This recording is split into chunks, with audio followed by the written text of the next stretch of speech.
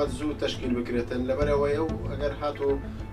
حکومت زوو پێک هات هەموو خەڵک هاوڵاتیان هەموو قازانج دەکەن برێ مەسەل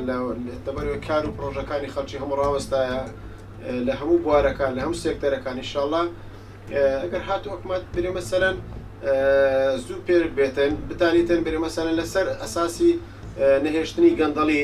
ئەو بوارانە ئیش لەسەر بگاتن ئیتیمان بە گەنج بداتن ئەو خەڵکانێک کە ئیش لە بۆ گەز دەکەن هاوکاریان بکەن دەستیان بۆ درێژ بکەن ئەو سەکتەرانیش کە پێم وایە کورد یعنی حکوومەتی داهاتووی هەرێم ئەبێت بایەخی پێبا زیاتر سەکتەری گەنجان ئەبێت پەرە بە گەنجانی کوردستان بدا بینین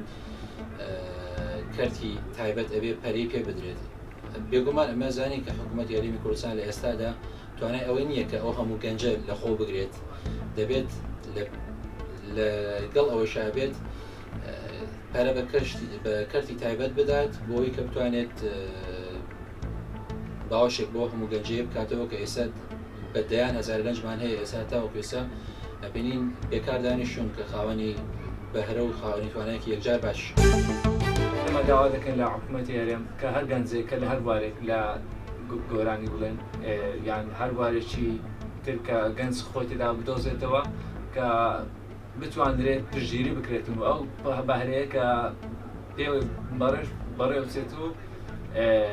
بتوانرێت کە وەک وڵاتەکانی تردا ئێمەش بتوانین ئەو بەهرانێکمانە پێشکەشی بکەین و بیگەێنین بە هەر تاکێک کە واروە خەڵکش بتوانێت سوودێ ئەمە ببینێ